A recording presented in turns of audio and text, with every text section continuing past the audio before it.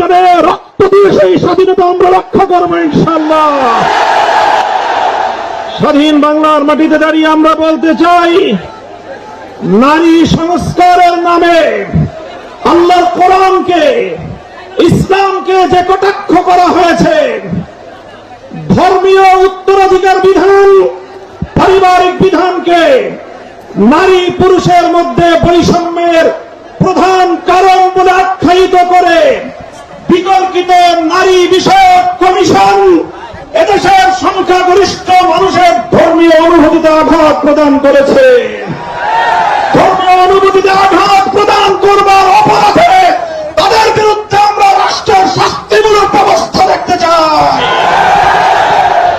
হেফাজতে ইসলাম বাংলাদেশ বলতে চায়, এই তথাকথিত পশ্চিমা ধ্যান ধারায় বিশ্বাসী বিতর্কিত নারীবাদীদের আদর্শ এবং দর্শন নয়, বরং হেফাজতে ইসলাম বাংলাদেশ ইসলাম প্রদত্ত আল্লাহর ঘোষিত নারীর ন্যায্য অধিকারে বিশ্বাসী।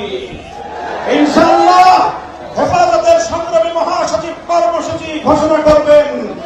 সারা বাংলাদেশ জুড়ে হেফাজতের নেতা কর্মীদেরকে আগামী মাসগুলোতে গোটা বাংলাদেশ জুড়ে নারীর ন্যায্য অধিকার আদায়ের জন্য মাঠে নামতে হবে। আমরা পরিষ্কার ভাষায় বলি, বাংলাদেশের স্বাধীনতার 53 বছরের মাথায় এসে সংবিধান সহ রাষ্ট্রের ব্যাপক সংস্কার কার্যক্রম শুরু হয়েছে। এই সংস্কার কার্যক্রম চলাকালীন সময়ে বহুত্ববাদের মতো এই বিতর্কিত একত্ববাদ বিরোধী এই কনসেপ্ট বাংলার মানুষ গ্রহণ করবে না। সংবিধানে আল্লাহর উপর অবিচল আস্থা এবং বিশ্বাসকে পুনর্বহারের দাবি করেছে। এই দাবি বাস্তবায়নের জন্য আগামী দিনে হেফাজতে ইসলাম বাংলাদেশ কঠোর কোন সিদ্ধান্ত নিতে হলে হেফাজত সেই সিদ্ধান্ত নেবে ইনশাআল্লাহ। পরিষ্কার ভাষায় বলি, ডক্টর ইউনূস সাহেবের সাথে হেফাজতের কেন্দ্রীয় নেতৃবৃন্দ অনেকবার সাক্ষাৎ করে বিনয়ের সঙ্গে আবেদন করেছি, আমাদের বিরুদ্ধে ফ্যাসিবাদী আমলে মামলাগুলো প্রত্যাহার করেন। কিন্তু কেন যেন মনে হচ্ছে আমাদের বুঝি কি উঠবে না। ডক্টর ইউনূস সাহেব, আপনি কি সে কথা ভুলে গিয়েছেন? এই সেদিন আদালতের পাড়ায় আপনি আমাদের সঙ্গে পাড়ায় পাড়ায় ঘুরতেন, আদালতের অলিতে ঘুরতেন। আমরা পরিষ্কার ভাষায় বলছি, আগামী 2 মাসের মধ্যে যদি হেফাজতে ইসলামের বিরুদ্ধে দায়েরকৃত মামলাগুলো প্রত্যাহার না হয়, হেফাজতে ইসলাম বাংলাদেশ সে মামলা বাতিল করার জন্য যা করতে হয় তাই করবে, তাই করবে।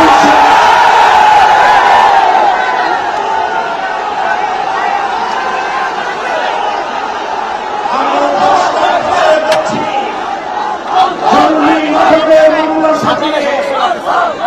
জঙ্গি নাটকের মামলা সাজিয়ে আল্লাহ নবীর প্রকৃত উম্মত, নবী নবীর উম্মত তাদেরকে কারাগারের 4 দেয়ালে বন্দী করে রাখা হয়েছে।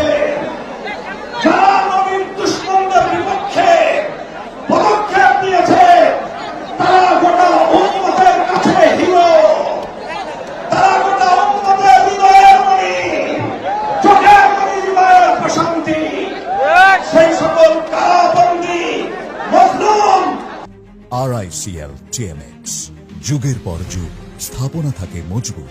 নবী প্রেমিকদেরকে অবিলম্বে মুক্তি প্রদান করতে হবে। আমরা বলছি, আমরা ফিলিস্তিন ইস্যুতে গাজাবাসীর পক্ষে, যারা নবী ইসরায়েলের আগ্রাসন এবং গণহত্যার বিরুদ্ধে গোটা বিশ্বের সঙ্গে আমরা সহমত। বাংলাদেশের মাননীয় সরকার প্রধান উপদেষ্টাকে আমরা বলি, আপনি আন্তর্জাতিক ব্যক্তিত্ব, বিশ্ব অঙ্গনে আপনি গাজাবাসীর পক্ষে